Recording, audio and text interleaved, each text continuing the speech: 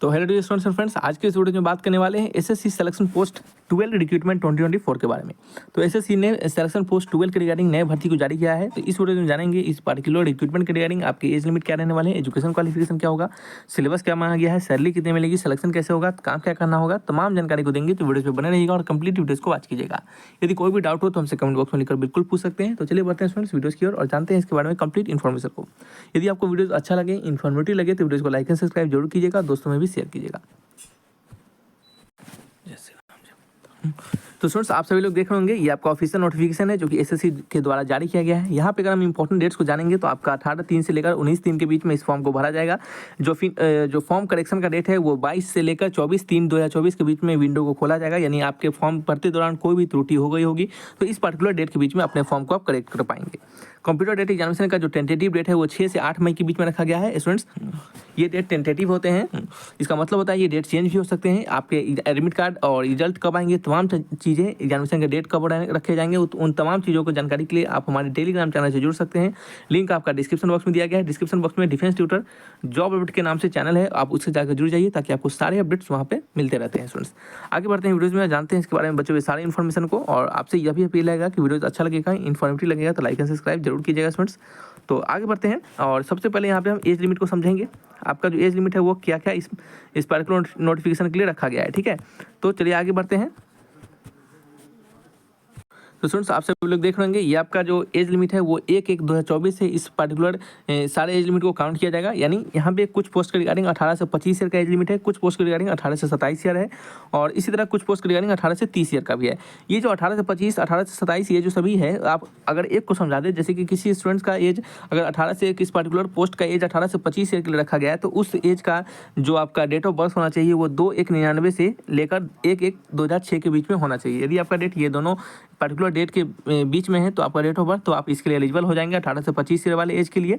और यदि इन दोनों डेट को भी टैली करता हो आपका डेट, तब भी आप इसके लिए एलिजिबल हो। उसी तरह आप सारे डेट को एज के डेट को वहाँ पे आप चेक कर सकते हैं। ठीक है, यहाँ पे स्टूडेंट्स जो एज रिलैक्सेशन मिलते हैं वो यहाँ पे भी आपको दिए जाएंगे। यहाँ पे जो जब भी सिलेक्शन पोस्ट का स्टूडेंट्स वैकेंसी निकलता है तो उसमें क्या होता है, आपके अलग अलग क्वालिफिकेशन मांगे जाते हैं और उस अलग अलग क्वालिफिकेशन के लिए स्टूडेंट्स अलग अलग क्या होते हैं, आपके एग्जामिनेशन होते हैं। ठीक है, अलग अलग लेवल ऑफ एग्जामिनेशन होते हैं। लगभग सिलेबस सभी का सेम रहता है लेकिन क्वेश्चन का जो लेवल है वो बदल जाता है।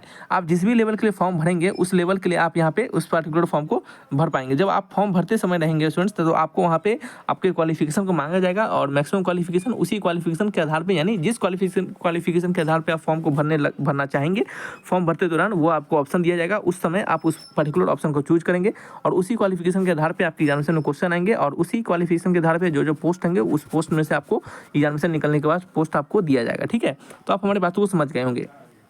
एप्लीकेशन फ़ी यहाँ पे 100 रुपये का रखा गया है। स्टूडेंट्स, आगे बढ़ते हैं और बात आपको बचे हुए जानकारी को देते हैं।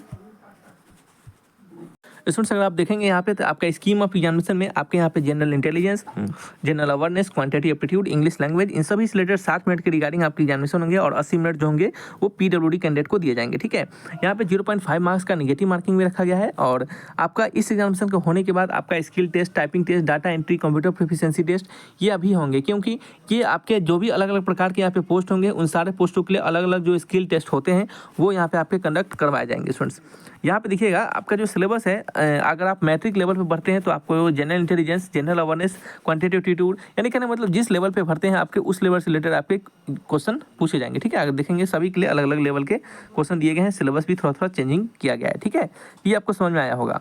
तो चलिए स्टूडेंट्स, आप सभी लोग देख रहे होंगे यहाँ पे देखिए, अगर बात करते हैं यहाँ पे डिपार्टमेंट वाइज और आपका स्केल वाइज, यानी कहने मतलब सैलरी वाइज और आपका जो किस लेवल पे ये पर्टिकुलर फॉर्म को निकाला गया है उसके बारे में और नंबर ऑफ वैकेंसी के बारे में, तो आप यहाँ से चेक कर पाएंगे। देखिएगा, हम एक को बताते हैं, थोड़ा सभी को नहीं बताएंगे क्योंकि बहुत ज़्यादा इसमें नंबर ऑफ पोस्ट होते हैं।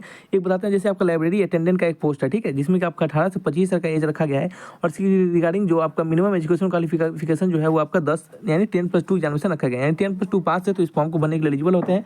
नंबर ऑफ वैकेंसी को यहाँ पे दर्शा दिए गए हैं। ठीक है, तो इसके रिगार्डिंग लेवल 2 का सैलरी मिलेगा। लेवल 2 का सैलरी जो होता है स्टूडेंट्स वो लगभग आपके लगभग आपके 19 के प्लस आपके अदर अलाउंसेस मिलते हैं, यानी लगभग स्टार्टिंग का सैलरी जो होता है आपका 35 के प्लस आपका होता है। ठीक है, उसी प्रकार से अगर हम एक और को बताएंगे तो इसी में आपका एक और है, जैसे कि नर्सिंग ऑफिसर का भी रिक्रूटमेंट है जो कि आपका 18 से 30 ईयर का एज है, जिसमें लेवल 7 का सैलरी मिलेगा और ग्रेजुएशन आपका और एवब उसके रिगार्डिंग इसका एजुकेशन क्वालिफिकेशन रखा गया है।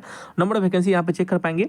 ये जो लेवल 7 का सैलरी होता है उसमें आपका 44 के स्टूडेंट्स आपका बेसिक पे होता है प्लस आपके अदर अलाउंसेस होते हैं, जिसमें कि स्टार्टिंग का सैलरी जो होता है आपका 70K प्लस आपका बनता है, ठीक है। इसी प्रकार से सारे वैकेंसी को, सारे नंबर ऑफ पोस्ट को चेक कर पाएंगे, जो कि कुछ मेट्रिकुलेशन लेवल पे भी है। जैसे कि देखेंगे ड्राइवर कम मैकेनिक है, इसका जो 18 से 27 ईयर का एज रखा गया है। और डिपार्टमेंट को भी चेक करना चाहेंगे तो कर सकते हैं यहाँ पे। ये डिपार्टमेंट कौन सा है, ये आपका डायरेक्टरेट ऑफ प्लांट प्रोटेक्शन के रिगार्डिंग है। ये मेट्रिकुलेशन का इसका क्वालिफिकेशन रखा गया है। और नंबर ऑफ वैकेंसी यहाँ पे कैटेगरी वाइज चेक कर पाएंगे। इसके रिगार्डिंग लेवल 3 का सैलरी है। लेवल 3 का सैलरी जो होता है स्टूडेंट्स, वो लगभग आपका 22K के आसपास इसका बेसिक पे होता है, प्लस आपके अदर अलाउंसेस मिलते हैं, ठीक है। ये लगभग इसका भी स्टार्टिंग का आपका 40K प्लस आपका बन जाता है, ठीक है।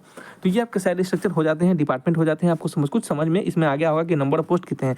आप देखेंगे तो बहुत सारे यहाँ पे पोस्ट है, आप इसको चेक कर पाएंगे। ये जो हमने बताया था आपको एग्जामिनेशन के बाद स्किल टेस्ट और आपका रिटेन, आपका जो कंप्यूटर टाइपिंग, ये सभी इसी के अंतर्गत आते हैं। जैसे कि ड्राइविंग का होगा तो आपको ड्राइविंग का स्किल आना चाहिए, तो मालिक का होगा तो मालिक का स्किल आना चाहिए, तो वो आपके स्किल टेस्ट किए जाएंगे, ठीक है स्टूडेंट्स। तो समझ में आपको आया होगा। तो रखते हैं इस वीडियो को, मिलेंगे नेक्स्ट वीडियो में। Thanks for watching. कोई डाउट हो तो कमेंट बॉक्स में लिख के पूछिएगा।